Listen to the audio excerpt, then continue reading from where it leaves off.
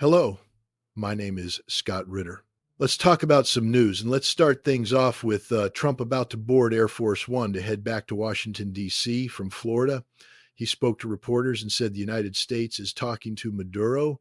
The U.S. is in talks with Maduro, and there might be some sort of de escalation, or at least that is what Trump was hinting at. Maybe, just maybe, this is some more foreign policy trickery that the Trump White House enjoys engaging in. The Trump White House has already spoken with Maduro and his administration. The New York Times reported on the talks that took place between the White House and Maduro back in October. And the New York Times, if you believe their reporting, claimed that Maduro, in order to avoid a conflict with the United States, was ready to give up most of Venezuela's natural resources, their energy resources. He was ready to give the United States preferential treatment when it came to Venezuelan oil and other natural resources. He was ready, according to the New York Times, to downgrade or outright cut ties with China, Iran, and Russia. And according to the NYT, this is back in October, this was still not enough for the United States. Rubio said, nope, not enough. You're not going far enough, Maduro. And so the talks broke down. Now, Trump is telling reporters, we may be having some discussions with Maduro, and we'll see how that turns out.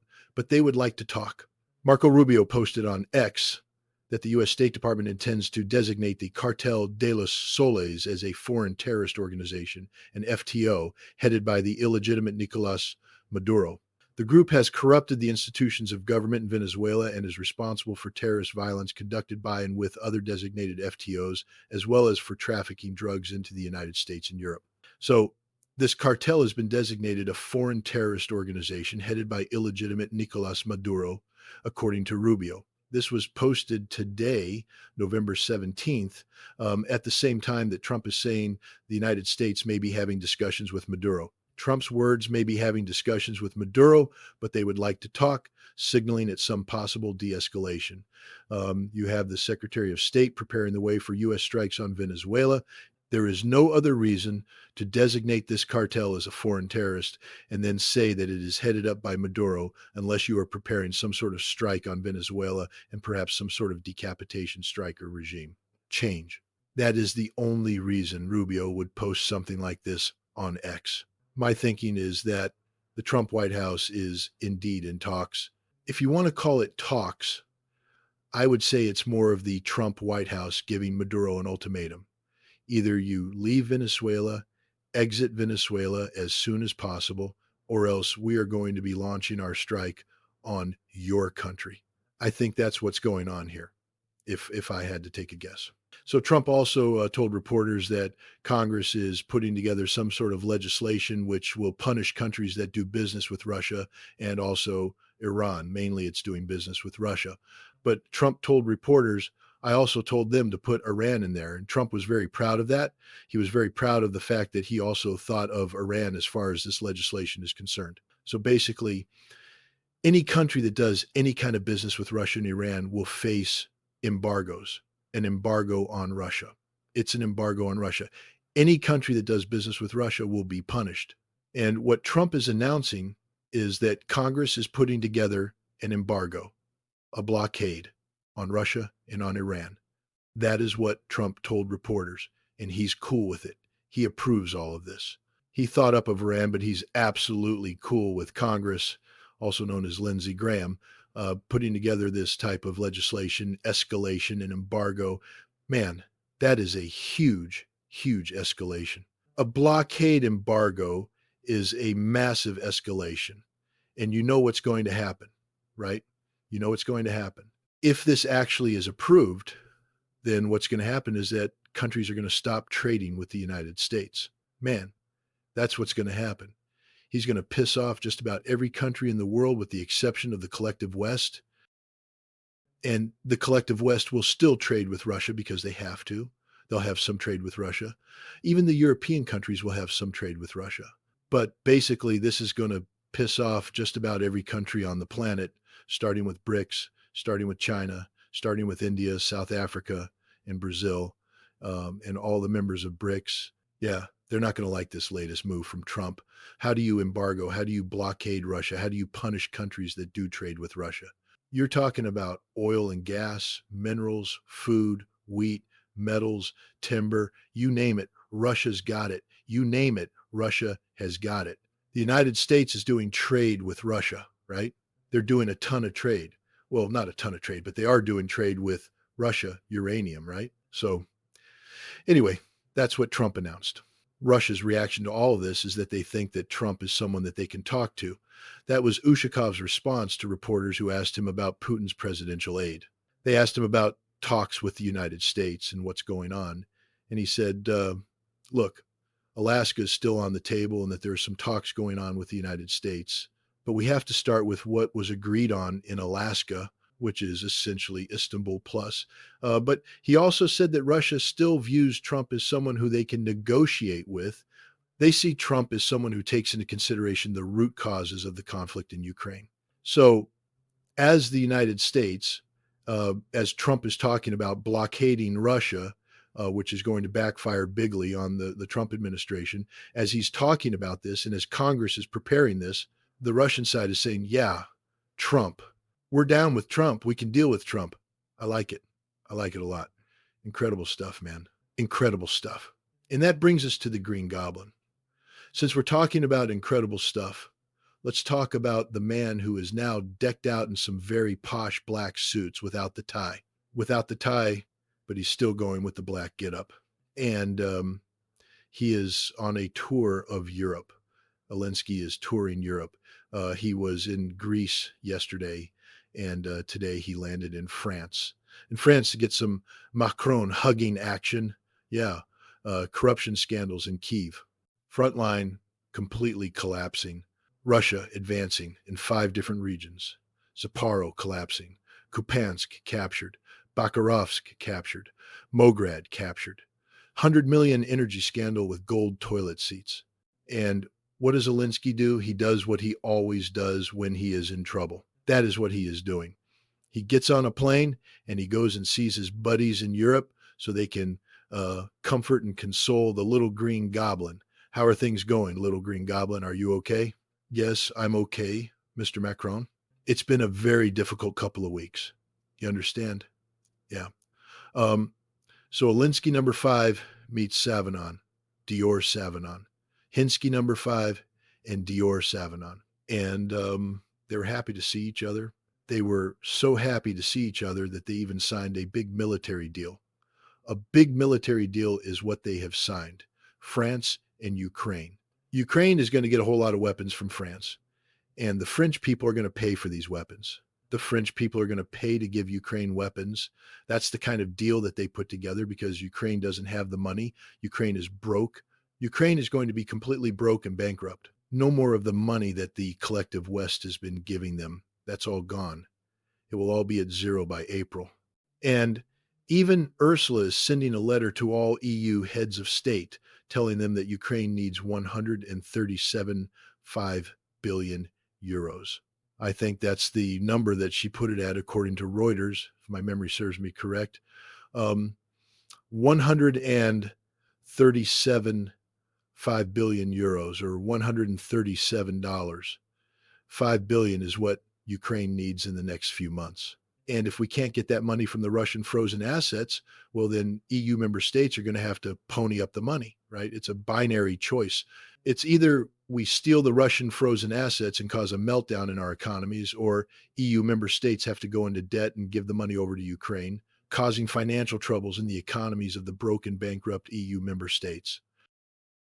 The binary choice, of course, there's option number 3, which is no thank you to option number 1, and option number 2, not interested in stealing the Russian frozen assets, not interested in borrowing money so I can then send it to Ukraine. I am out. That is the third option that I am certain Hungary and Slovakia and possibly even the Czech Republic may opt for. But a big military deal between Zelensky and Macron.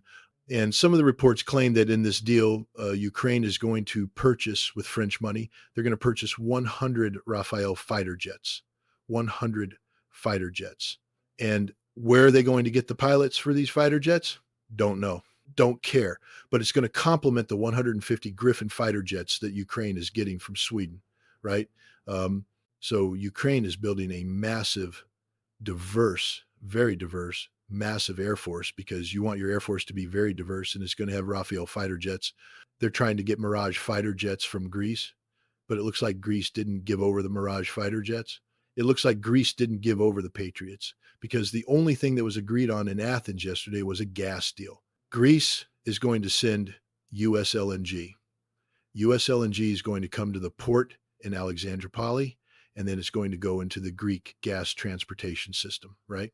It's going to head into the Greek pipelines, which are interconnected. These are not new pipelines. These are interconnected with pipelines in Bulgaria and then towards Romania, and then from Romania to Moldova, and then into Ukraine. And they're saying it's going to end up in the Odessa region. So it's going to come as liquefied natural gas from the United States, and then it's going to make its way through existing interconnected pipelines to Ukraine. This is called the vertical gas corridor, and everyone's very excited in Europe and in the United States to see if this vertical gas corridor can actually get the gas, the US LNG, from Greece to Ukraine. I'm sure that Russia is not going to do anything to disrupt the gas going from Moldova to Ukraine. I'm sure that the last leg of this corridor will be fine. It's going to be stored in Ukraine. That is the plan. But going back to the weapons, a lot of people were thinking that the gas is going to also be LNG from Greece to Odessa, and Odessa doesn't have an LNG terminal. They're talking about building a floating LNG terminal, but that's not going to happen. But the plan is to pipeline the gas from existing interconnected pipelines. But it looks like Alinsky didn't get the Patriots. It looks like he did not get the Mirage from Greece, but he's going to have 100 Rafale and 150 Gripen and 0 pilots, right? 0 pilots, French and Swedish pilots, I guess NATO pilots is what we may be looking at. So that's what's going on with Alinsky in France. He's still missing, man. Umarov is still missing. He took off 5-6 days ago, allegedly. He went to Turkey to sort out a prisoner exchange with Russia and Ukraine. Then he somehow ended up in Qatar. And now who knows where Umayov is, the one-time former defense minister and Alinsky insider, someone who, according to Ukraine media, is very much under investigation for the Aned Gatum 100 million scandal. He is one of the people that Naboo is allegedly investigating in this scandal, and he has gone missing now for 6 days. Surprise, surprise. And Alinsky's approval rating has taken a huge hit from this scandal. Ukraine media is reporting that Alinsky's approval is reaching steamer levels. It has dropped 40 points since the outbreak of this scandal. Alexander Stubb, the leader of Finland, gave an interview to the Associated Press. I believe Mr. Stubb sat down with the Associated Press and he gave a very insightful interview to the Associated Press, which focused on Project Ukraine. What else is Alexander Stubb going to talk about in his perfect, excellent English? I have to admit, Alexander Stubb, his English is much better than my American English. And he said that there will be no negotiations, no deal in Ukraine, at least not for 2025. Most likely, we may start to get some sort of negotiation in place or get started in the spring of 2026. That is what Stubb said. No Ukraine ceasefire this year. Truce or peace talks could take place by next spring, said Alexander Stubb. And then he went on to say that the collective West needs to give more money and more weapons to Ukraine, and Ukraine needs to strike deep into Russian territory, very deep into Russian territory. That is what Ukraine needs to do, to strike very, very, very deep into Russia. And he was asked about the corruption scandal. You want to give more money to Project Ukraine? And the Associated Press journalist said, what about the corruption problems in Ukraine? What about this $100 million scandal in Ukraine? What are your thoughts about that? Perfect English. Alexander Stubb. And Stubb, he said, look, corruption, no good, but my buddy Alinsky, he's going to, or he should get it sorted and cleared out, right? No problem, man. $100 million. Come on, mister. Associated Press reporter. Why are you bothering me about $100 million? Come on. Finland gave that to Alinsky just this morning. We just gave him $100 million. It's nothing. He should just get it sorted and cleared out of the way, according to Alexander Stubb. So, staying with scandals, let's go back to the United States and talk about the Epstein files. The Epstein files. not the X files, the Epstein files. And Trump has done one of his biggest and best flip flops. He's done a big flip flop. He posted on Truth Social and he told reporters before boarding Air Force One that he is okay with the Republicans voting to release the Epstein files. He is actually calling on the House Republicans to vote to release the Epstein files. The vote that is going to take place in the House is connected to the Epstein Files Transparency Act, which was put forth by Thomas Massie. He was one of the politicians to put forth the Epstein Files Transparency Act, someone who Trump does not like, someone who Trump is trying to remove in primary. But anyway, it looks like Massey's Epstein Files Transparency Act is getting the votes that it will need, or will get the votes that it will need to pass. And this has put Trump in a very difficult position because the House does look like it is going to approve this act. Then it will go to the Senate, where it's very, very likely the Senate will vote to approve this act. And then what's Trump going to do then? What is Trump going to do? He's going to have to sign this, right? It's going to end up on his desk and he's going to have to sign this. Can you imagine Trump vetoing the Epstein Files Transparency Act? Can you imagine him vetoing such legislation? Boy, would that be a disaster for the U.S. president if that were to happen. So basically, he is now flip-flopping and telling House Republicans just vote for the thing. Vote yes for the Epstein Files Transparency Act. The aim of the bill is to make the Justice Department release all unclassified records, documents, communications, and investigative materials linked to Jeffrey Epstein. Keep in mind, unclassified. Keep in mind, unclassified. I imagine there is a whole lot of classified documents that we are never going to see. Can you imagine all of this trouble just for unclassified documents, unclassified records? Can you imagine the classified trying to understand what is classified when it comes to Epstein? Oh my God. But anyway, it's a start. Unclassified documents, records is a start. That is the Epstein Files Transparency Act, which will be voted on this week. Trump posted on Truth Social. Quite a long post, but he said that House Republicans should vote to release the Epstein files because we have nothing to hide. The Department of Justice has already turned over tens of thousands of pages to the public on Epstein. We're looking at various Democrat operatives, Bill Clinton, Reid Hoffman, Larry Summers, and their relationship to Epstein. And the House Oversight Committee can have whatever they are legally entitled to. I don't care. Trump said that he just wants Republicans to get back on point, all caps, back on point. And I don't care is in all caps. So now Trump doesn't care anymore. He just doesn't care. I just don't care. I like it and I don't care. I don't like it. I don't like it. I don't care. Oh boy. He was also asked about Marjorie Taylor Greene by reporters, MTG. She actually apologized, not so much to Trump. I mean, it was an apology to Trump in a way, but basically she told CNN, Dana Bash, that she just wants the political toxicity, the fighting to stop. She said, everything is very toxic in the party right now in the MAGA movement, and she apologized. She said, look, I'm apologizing for my role in toxic politics, in this toxic political atmosphere with the Epstein files. And, it was an olive branch to Trump. It genuinely was an olive branch to Trump. That's what Marjorie Taylor Greene was telling Dana Bash. And Trump was asked about this. And Trump basically said, I don't care, man. I don't care. I don't care. I don't accept this apology, this olive branch from Marjorie Taylor Greene. He actually said Marjorie Taylor Greene because Marjorie Taylor Greene in the interview said the most hurtful thing that she heard from Trump is when he accused her of being a traitor. So the reporter asked Trump about what Marjorie Taylor Greene said about lowering the temperature and about apologizing for her role in this toxic political environment. And Trump said Marjorie Taylor Traitor Greene is what he said. He said Marjorie Traitor Greene. So he corrected the reporter. Very, very petty, very, very childish, actually. That's something like a 5-year-old would do, right? The reporter says, what do you think about Marjorie Taylor Greene apologizing on CNN? It's Marjorie Traitor Greene is what Trump said. He also said that he doesn't believe that Marjorie Taylor Greene is in any kind of physical danger. He also said that as